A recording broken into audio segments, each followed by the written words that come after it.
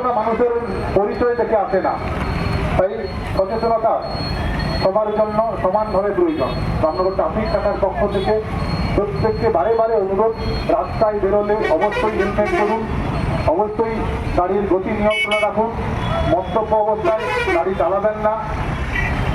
আপনার জন্য আপনার বাড়ির আপনার স্ত্রী, আপনার সন্তান, আপনার মা কেউ না কেউ অপেক্ষা করছেন। তাই পুলিশের তরফ থেকে একটাই বার্তা থাকবে যে আপনারা সকলে যখন রোডে চলাফেরা করবেন, যখন বাইক নিয়ে চলাফেরা করবেন, তখন সকলে হেলমেট পরে চলাফেরা করবেন। এবং আমাদের এই যে এনএইচ রাস্তাটা খুবই অতিরিক্ত সংকীর্ণ, মাত্র 5 মিটার।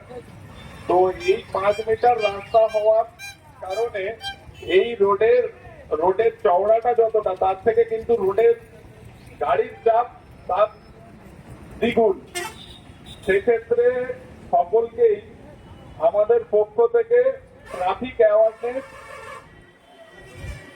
প্রয়োজন আছে এবং সকলে সমস্ত রকম প্রিকশনারি মেজর নিয়ে রাস্তাঘাটে চলাফেরা করা উচিত। সেক্ষেত্রে আমরা তবেই আমাদের অ্যাক্সিডেন্টের হাত থেকে বাঁচতে পারবো। ঠিক আছে, এর পরবর্তী আমাদের টিআই স্যার এই ট্রাফিক অ্যাওয়ারনেস সম্পর্কে বক্তব্য রাখবেন।